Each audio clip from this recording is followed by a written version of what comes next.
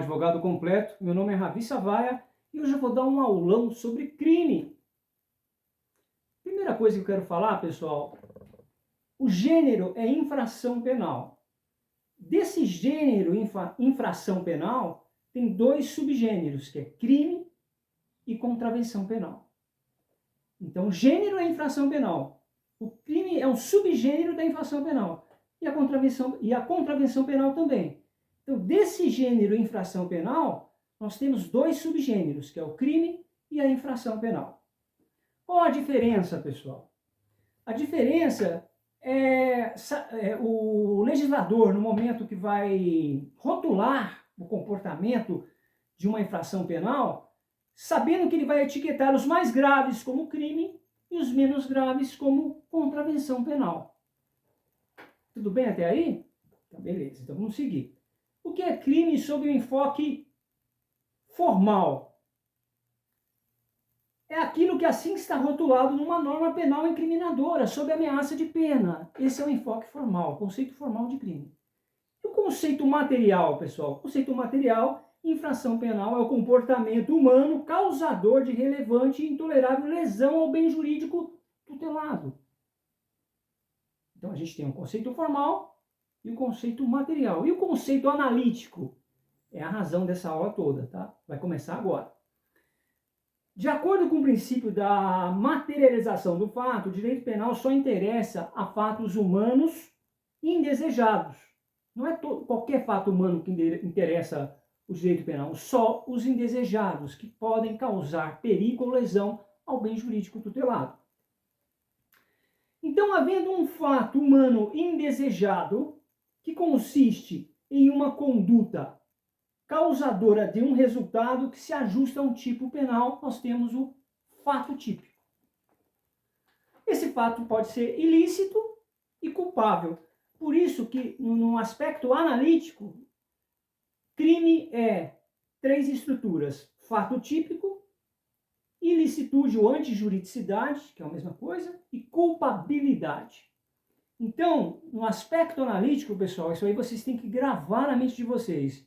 O crime se fundamenta em três estruturas: fato típico, ilicitude e culpabilidade. Essas estruturas se complementam, tá? E eu vou explicar por quê. Primeira coisa, vamos trabalhar o primeiro substrato do crime, que é o fato típico. O fato típico é a ação ou omissão humana que consiste em uma conduta produtora de um resultado ajustando seu tipo penal. No seu conceito, extraímos conduta, nexo causal, resultado e tipicidade. Conduta, nexo causal, resultado e tipicidade. Esses são os elementos do primeiro substrato do crime, que é o fato típico. Então vamos lá. Conduta, ação ou omissão humana que consiste em uma conduta causadora, o nexo causal, de um resultado que se ajusta a um tipo penal, a tipicidade. Então, o que é o fato típico? Vou repetir: a ação ou omissão humana que consiste em uma conduta causadora de um resultado que se ajusta a um tipo penal. Do seu conceito, extraímos conceito de fato típico, conduta, resultado, nexo causal e tipicidade. Então a gente já sabe o que é fato típico. Mas vamos agora falar de cada elemento que eu citei aqui: conduta, resultado, nexo causal e tipicidade. Conduta, pessoal. A conduta é um dos elementos do fato típico. Uma vez ausente, não se pode falar em crime. É aquela expressão em latim: nulo crime sine conduta. Não há crime sem conduta. Não há crime sem ação ou omissão. Ok? Conduta, não importa a teoria adotada, se foi causalista, ou a teoria neocantiana, ou finalista, ou social, ou funcionalista, ou de acordo com Roxin ou Jacobs, todos têm um denominador comum com relação à conduta. A conduta é um movimento humano voluntário. Ok? Gravem isso. Somente um homem executa a conduta. Ele pode usar um animal, mas como instrumento. Somente um homem executa a conduta.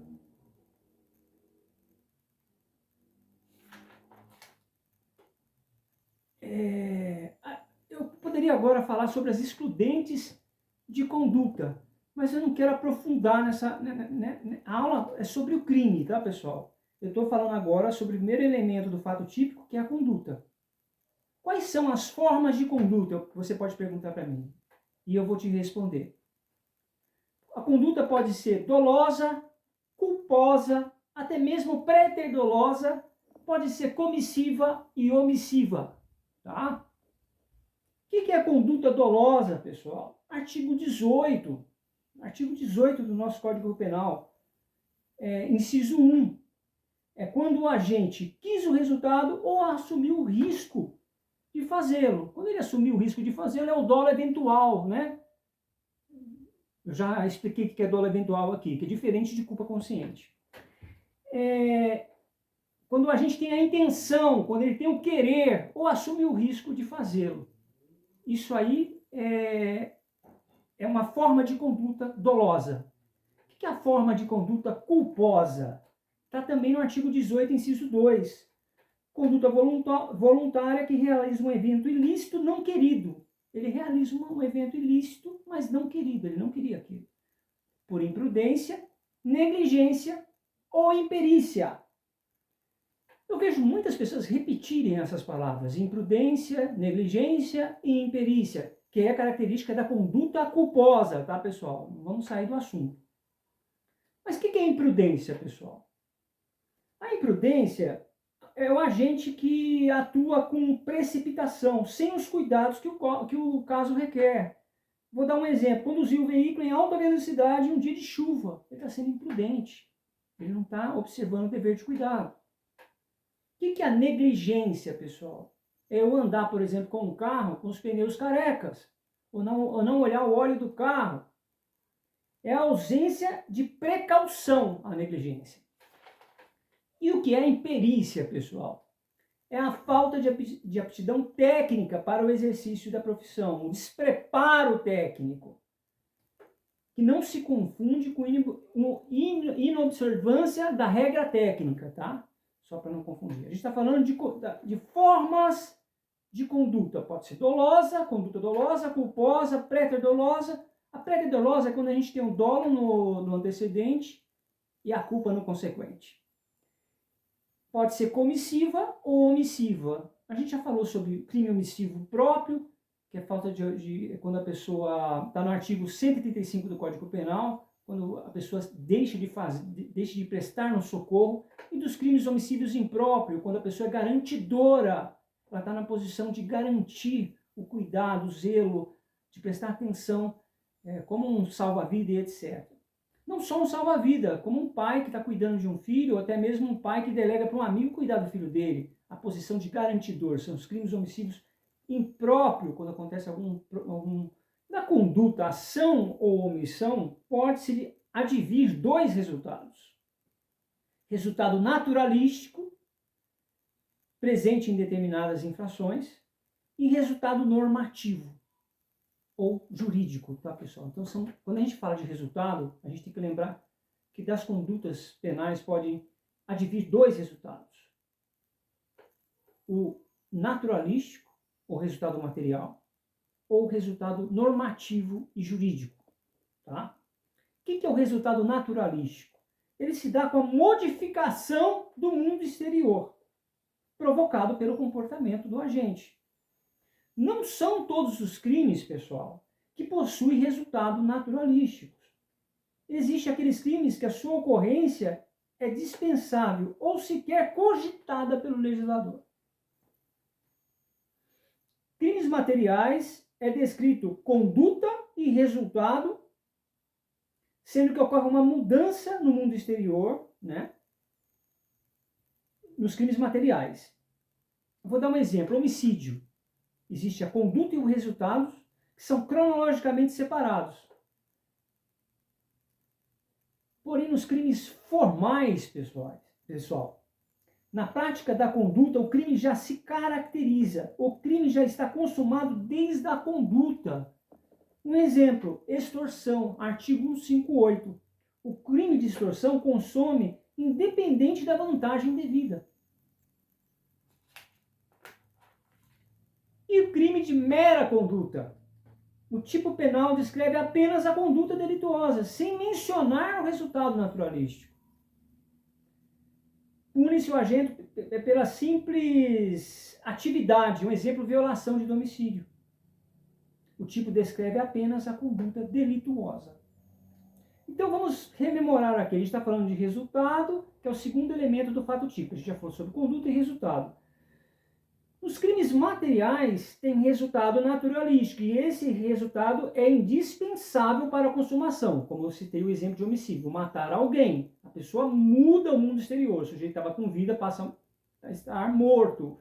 O agente ativo mudou o mundo exterior. Esse é o resultado naturalístico.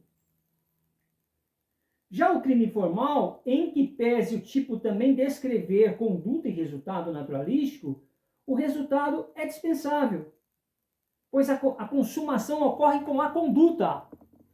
Tá? Crime de mera conduta, o tipo penal descreve apenas a conduta, não há resultado naturalístico. Agora, pessoal, quando a gente fala de resultado normativo ou jurídico, é a lesão ou perigo de lesão ao bem jurídico tutelado. Sob essa ótica, todo crime tem resultado normativo, não importa se é material, formal ou de mera conduta.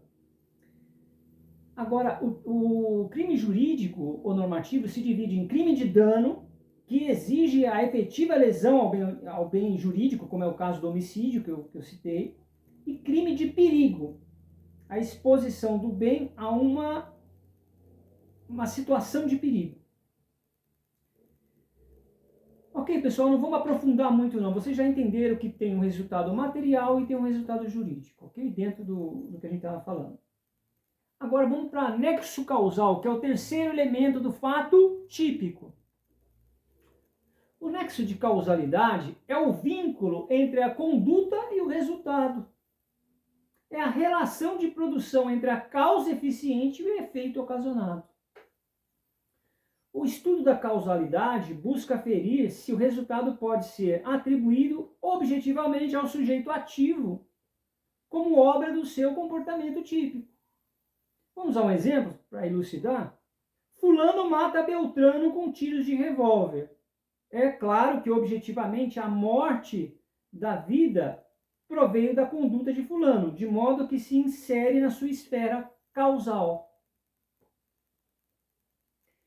O estudo da causalidade é o primeiro passo da imputação penal.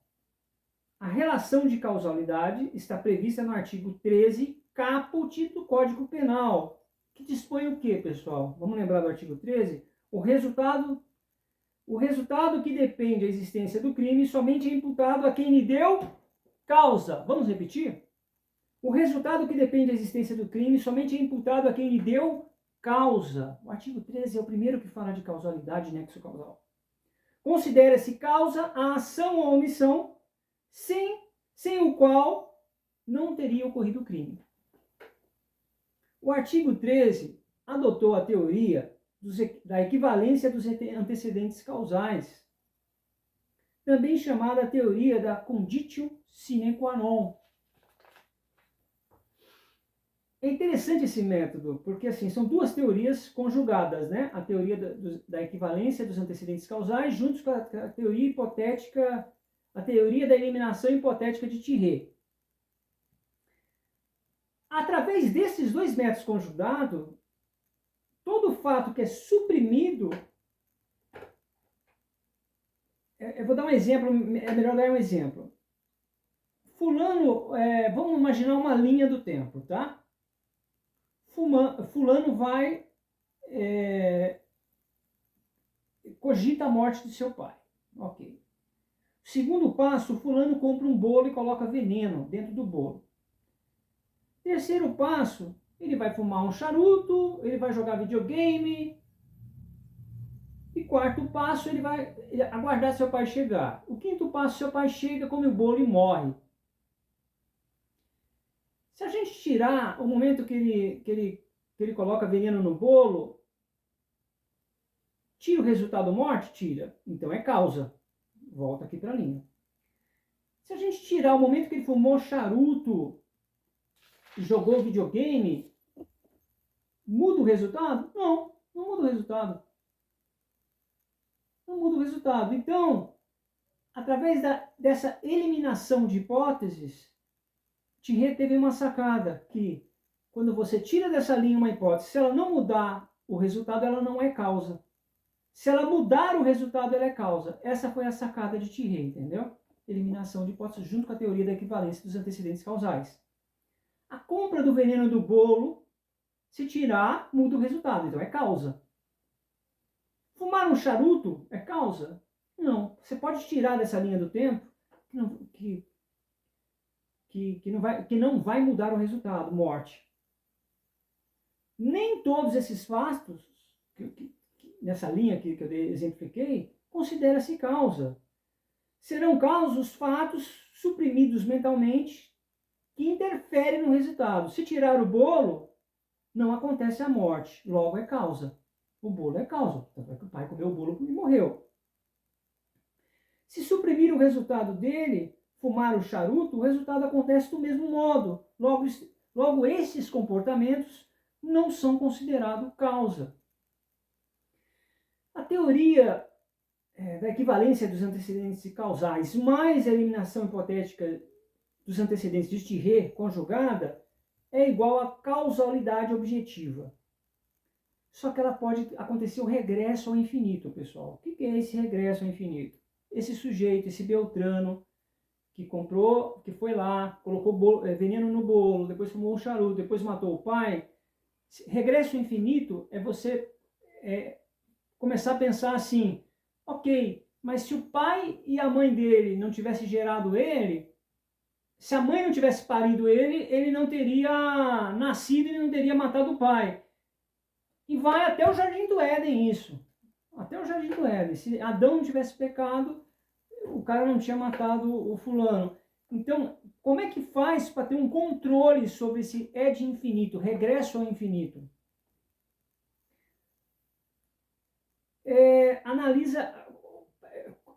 Estipularam na doutrina filtros, que é o dolo e a culpa, tá? Que é o dolo e a culpa, e a teoria da imputação objetiva. Depois eu vou fazer um vídeo só sobre isso, tá, pessoal? Mas como é que eu vou explicar esse filtro dolo e culpa?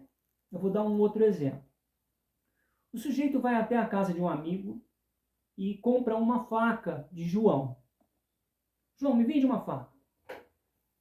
Aí ele, com essa faca, ele pega um táxi e chega na casa de Romeu e mata Romeu com a faca, com o emprego da faca. Você vê que tem uma linha aí, né? No momento que ele compra a faca, tem um momento que ele pega o táxi de José e ele vai e mata Romeu com a faca. Se tirar o táxi, ele teria matado Romeu? Sim, porque ele poderia ir de ônibus ou poderia ir de moto. Porém, se chegar nesse taxista numa investigação e perguntar assim, você ficou sabendo que aquele sujeito chamado João, que você deu, Bartolomeu, que você deu uma carona, ele matou Romeu? O taxista, não, o taxista fala, sim, eu fiquei sabendo sim, inclusive esse Romeu era um desafeto meu, eu nem cobri a corrida para ele matar o cara mesmo. Aí tem dolo, entendeu? Agora, se o taxista vira e fala, não sabia de nada, eu só dei a minha corrida. Então significa que, se tirar o taxista, de qualquer forma ia acontecer o evento. Aí os investigadores vão lá no cara que vendeu a faca. Fala, João, você vendeu a faca para um sujeito que foi lá e matou Romeu. Você ficou sabendo disso? Aí o João fala, não estava sabendo, eu só vendi a faca. Não tem dolo nem culpa. Então, um filtro para filtrar essas duas teorias, que é a teoria da equivalência dos antecedentes causais conjugadas com a eliminação de hipóteses, o filtro é o dolo e a culpa. O investigador poderia chegar nesse cara da faca e falar assim: você ficou sabendo que o cara comprou a faca de você para matar Romeu? Ele fala: estou sabendo, até dei um desconto porque esse Romeu é um cara muito ruim. Aí ele passa a fazer parte de toda. Ele lhe deu causa também. O cara da faca fala: nem comprei a faca, na verdade eu dei essa faca de presente para ele matar o cara. Então ele já entra na estrutura do crime, entendeu? Isso é um nexo causal, pessoal. Então eu falei sobre a conduta, falei sobre o resultado, falei sobre o nexo causal, as teorias que existem, que é o liame entre a conduta e o resultado, e agora eu vou falar sobre a tipicidade. A gente está no fato típico ainda, hein, pessoal? Tenha paciência, porque é um aulão sobre o crime. A subtração de uma caneta Bic. Vamos lá para a tipicidade. Para a doutrina tradicional, configura fato típico. Tem conduta, tem resultado, tem nexo causal, a tipicidade penal, que é furto, né? Lembrando que a tipicidade penal se contenta com a tipicidade formal. Já a doutrina moderna, pessoal, vai além. A tipicidade penal A tipicidade penal não é apenas a tipicidade formal, mas a tipicidade formal mais a tipicidade material. Então, assim, na doutrina atual, a tipicidade deixou de ser mera subsunção do fato à norma. O operador tem que detectar se houve relevante lesão ao bem jurídico. Isso é tipicidade material. Vamos voltar ao exemplo. A subtração de uma caneta Bic. Eu não tenho dúvida que isso é um comportamento que se ajusta a um tipo penal formal. Subtrair coisa alheia móvel, que é o artigo 155, né? Mas será que eu tenho uma tipicidade material? O que seria tipicidade material? Será que a subtração de uma caneta representa intolerável lesão, relevante e intolerável lesão ao bem jurídico? Claro que não. Se não há tipicidade material, é atípico. Se eu não tenho a tipicidade material, se eu não tenho relevante e intolerável lesão ao bem jurídico tutelado, se não há tipicidade material, não há tipicidade penal. Desaparece o fato típico. Daí nasce o princípio da insignificância, dessa tipicidade material. Tá vendo que é técnico? Não é o juiz que ficou com dó, eu fiquei com dó. Não, é técnico. Porque o juiz, avaliando ali as circunstâncias, ele viu que não tinha tipicidade material. Por isso que ele tira, o fato é atípico, tecnicamente. Tá? Que é o princípio da insignificante. Para Zaffaroni, ele fala já de uma tipicidade conglobante. Que o tipo penal seria tipo formal, tipicidade formal, mais conglobante. E a conglobante seria tipicidade material mais antinormatividade. Esse é o pensamento de Zaffaroni. Zaffaroni. É isso, Zaffaroni, esse é o doutrinador. Imaginemos uma pessoa que recebe uma ordem de um juiz para fazer a penhora de um quadro. Um oficial de justiça, no estrito cumprimento de dever legal, vai lá na casa e tira o quadro da casa. Se for analisar o fato típico, subtrair coisa alheia móvel. Ok? Mas é antinormativo? Não, não é antinormativo. É normativo porque ele estava no estrito cumprimento do dever legal. Por isso que Zaffaroni fala dessa tipicidade conglobante, que é igual, o tipo penal seria o formal mais conglobante. O conglobante é material, tipo material, que vai avaliar se produziu lesão ao bem jurídico ou não, e a antinormatividade, que vai olhar, vai analisar se aquela conduta se foi um caso, se aquele caso, né, conduta, aquele caso foi normativo ou antinormativo. Fechamos o fato típico, pessoal, ok? Agora a gente vai para ilicitude, o segundo substrato do crime, porque o crime é fato típico, ilicitude e culpabilidade. Conduta típica não justificada, espelhando a relação de contrariedade entre o fato típico e o ordenamento jurídico. Isso é a ilicitude. Vou repetir, uma conduta típica não justificada, espelhando a relação de contrariedade entre o fato típico e o ordenamento jurídico. Por isso que se chama ilicitude também antijuridicidade. Por que antijuridicidade? Que é contra o ordenamento jurídico. Para existir o crime, deve ser demonstrado que uma conduta gerou um resultado, tendo um ajuste formal e material a um tipo penal. Aí nasce o fato típico. Em sequência, é imprescindível analisar se essa violação típica não é permitida pelo nosso ordenamento. Se permitida pelo ordenamento jurídico, apesar do fato ser típico, não é ilícito. A teoria da eu sempre erro essa palavra, gente, indiciariedade, é isso? A teoria da indiciariedade, fato típico desperta suspeita de ilicitude. Quando fulano mata Beltrano, temos um fato típico. Esse fato tem indícios de ilicitude. Se fulano demonstrar que agiu sob legítima defesa, fica provado que ele é inocente e exclui a ilicitude. Por isso que legítima defesa é uma excludente de ilicitude.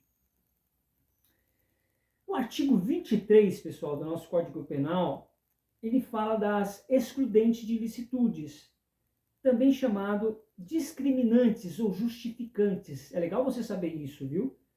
Porque quando a gente fala excludente de ilicitudes, a gente fica com isso na cabeça. Mas pode ser excludente de discriminantes ou de justificantes, são sinônimos, tá? O artigo 23 fala, o sujeito não age,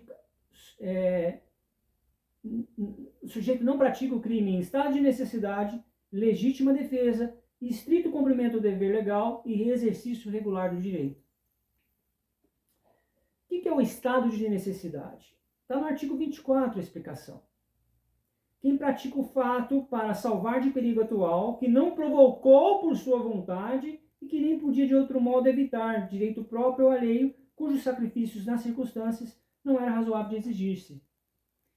Se há dois bens em perigo, permite-se sacrificar um deles, a tutela penal, em caso concreto, não consegue proteger a ambos. É aquele exemplo que a gente fala sempre do Titanic, né? Que afunda o navio, aí tem só uma porta lá, que a Rose ficou em cima. Ali é romantizado. Mas vamos imaginar que os dois estivessem disputando aquela porta. E a Rose desse um chute no Jack, né? Era Jack o nome do personagem? Acho que sim. E ele afunda lá pelo chute dela e ela consegue ficar na porta. Ela não vai responder por homicídio, porque houve uma excludente de necessidade, uma discriminante, uma excludente de ilicitude, que é o estado de necessidade. Como fala aqui, quem pratica o fato para salvar de perigo atual, tem que ser atual, tá, pessoal? Por isso que é importante estudar a lei seca. Que não provocou por sua vontade, o Titanic, nenhum dos dois quiser afundar o navio. E que não podia de outro modo evitar, é inevitável, né? Direito próprio ou alheio, cujo sacrifício nas circunstâncias não era razoável de se exigir-se. Gravou a estado de necessidade aí? Vamos para a segunda causa de excludente. Está no artigo 25, a legítima defesa. Quem visando moderadamente quem usando moderadamente dos meios necessários repele injusta agressão atual ou eminente a direito seu ou de outrem, justifica sua conduta pela legítima defesa. Isso aí, a gente já... Por isso que fala, quem usando moderadamente dos meios necessários, tá, pessoal? Não pode ter o abuso aí, tá? Legítima defesa já está tão manjada que eu não vou nem explicar. Todo mundo já sabe o que é legítima defesa. Vamos para a terceira excludente, que é o estrito cumprimento de dever legal. Ele não tem um artigo exclusivo, explicativo, né? Por isso que pode-se dizer que é uma discriminante penal em branco. É diferente do estado de necessidade da legítima defesa, que são explicados em artigos. o estrito cumprimento do dever legal não tem um artigo explicando, a missão ficou para a doutrina. O agente público, no desempenho das suas atividades, não rara vezes é obrigado por lei a violar um bem jurídico. Essa intervenção lesiva, dentro de limites aceitáveis, está justificado pelo estrito cumprimento do dever legal, não caracterizando crime. Seu ato decorre de determinação legal, ato normativo. Vamos dar um exemplo aqui. Um policial que prende quem se encontra em flagrante delito, a sua atuação é compulsória. Esse policial pode responder por constrangimento legal? Claro que não, porque está no estrito cumprimento do dever legal. Tá? Estou fazendo bem resumido, pessoal, porque a gente não está falando aqui, a gente está falando sobre o crime. Estou no segundo elemento, que é ilicitude e antijuridicidade. E estou agora falando das excludentes.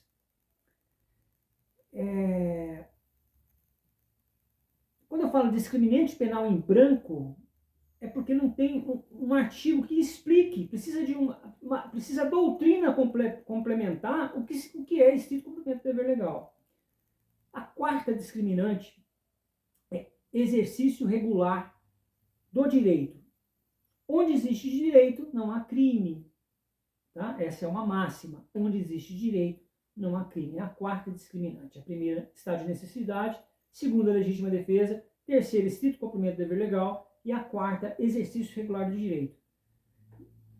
Compreende condutas do cidadão comum autorizado pelo direito, definido em leis, condicionado e regularizadas pelo direito.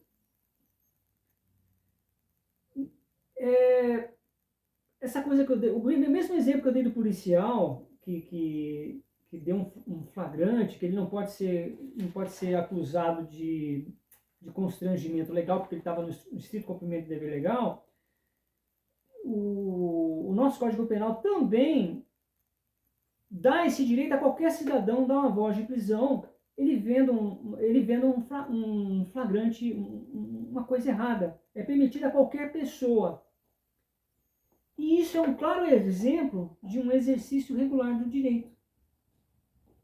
Porque você, como cidadão, você pode dar voz de prisão para um ato que você vê que é ilícito, que é um flagrante, vamos dizer, né? Um flagrante penal.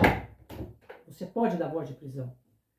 Se você pode dar voz de prisão, você como cidadão comum, você não está no estrito cumprimento do dever legal, você está no exercício regular de direito. Assim como o jogador de futebol, que lá no jogo ele sofre uma lesão, o outro jogador ele não vai responder por lesão corporal, porque eles estão no exercício regular de direito. Ok, pessoal, vamos agora passar para... Fato típico, ilicitude e a culpabilidade, pessoal.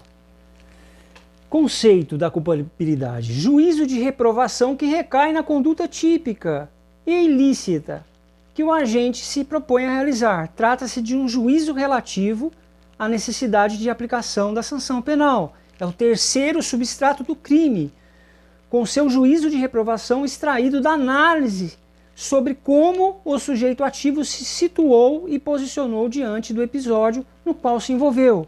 Além do fato típico e ilicitude, a culpabilidade é elemento constitutivo do crime. Admitir crime sem culpabilidade é aceitar crime sem censura, é aceitar crime sem reprovação social. Se eu tenho um crime, é porque esse comportamento é censurável, é reprovado. Isso é culpabilidade, pessoal. Dentro da culpabilidade, a gente estuda a imputabilidade. O que é a imputabilidade? Capacidade de imputação, ou seja, possibilidade de se atribuir a alguém a responsabilidade pela prática penal. A imputabilidade é elemento sem o qual o sujeito carece de faculdade para comportar-se de outro modo. No nosso Código Penal não se fala de imputabilidade em si, fala de inimputabilidade, que são os casos de distúrbios mentais, menor de idade, embriaguez, tá? E quais são os critérios que o nosso Código Penal utiliza para falar de inimputabilidade? O critério biológico, o critério psicológico e o biopsicológico. Critério biológico refere-se ao desenvolvimento mental do agente, existência de uma doença mental ou a pouca idade do agente.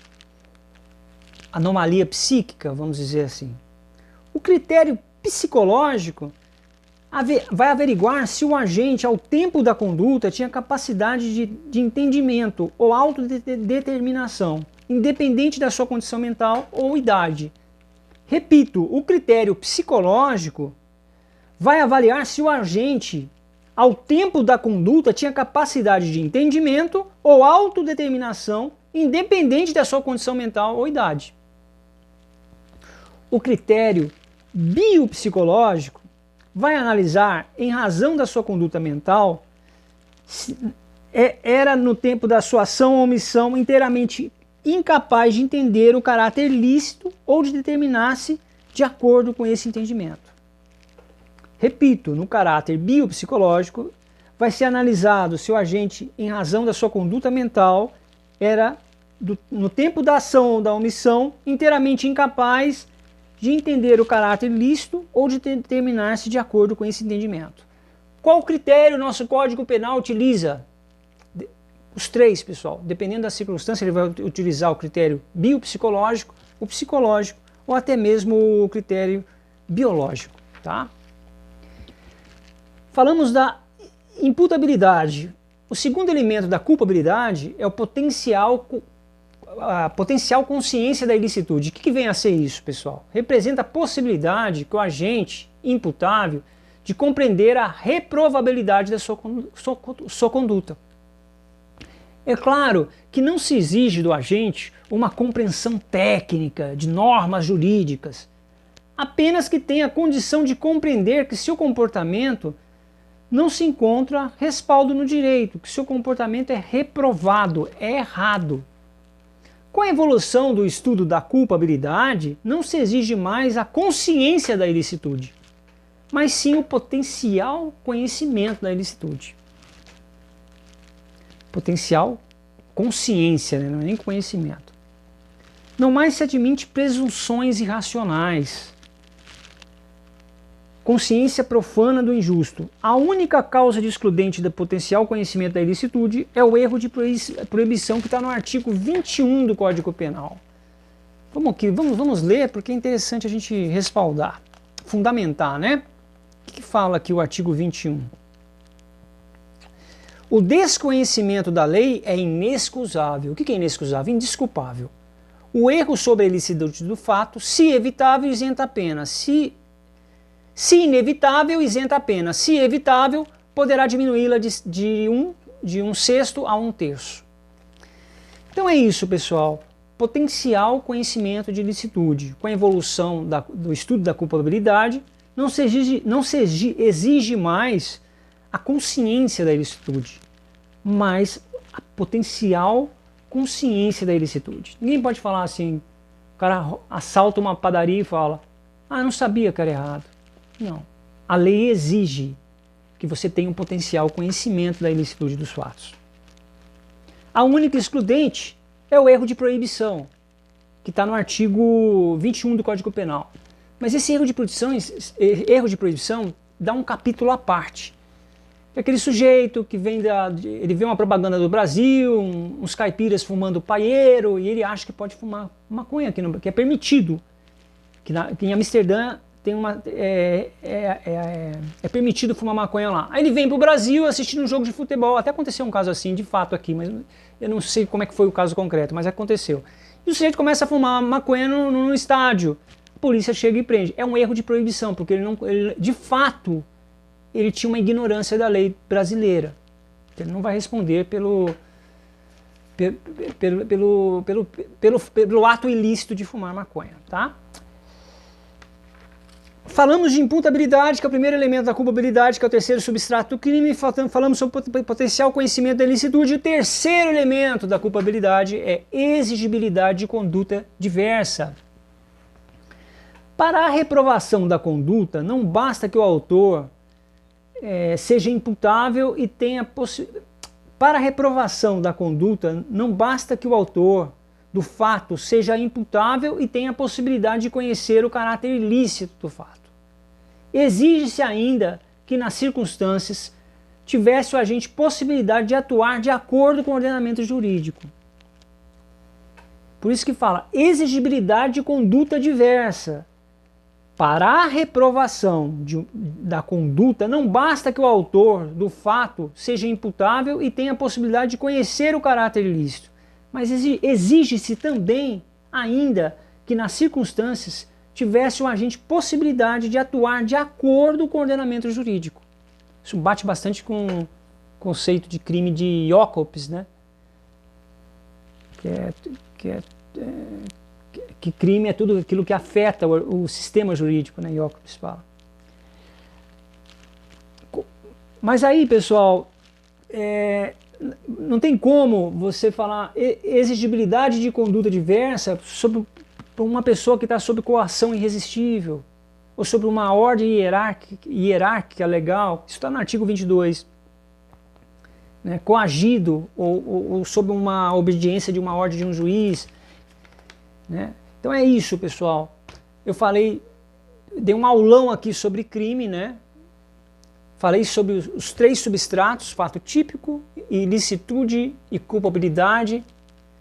Falei dos elementos do fato típico, que é conduta, resultado, nexo causal e tipicidade. Falei dos elementos da ilicitude, que são as excludentes, que é estado de necessidade, legítima defesa, estrito cumprimento do dever legal, exercício regular do direito. Nas leis especiais também a gente vai ver a coisa do aborto, tem uma excludente ali também, tá, pessoal? Depois a gente vai ver mais para frente isso aí. E o terceiro substrato do crime, que é culpabilidade, falei também dos 3 elementos, que é imputabilidade, potencial consciência da ilicitude e exigibilidade de conduta diversa.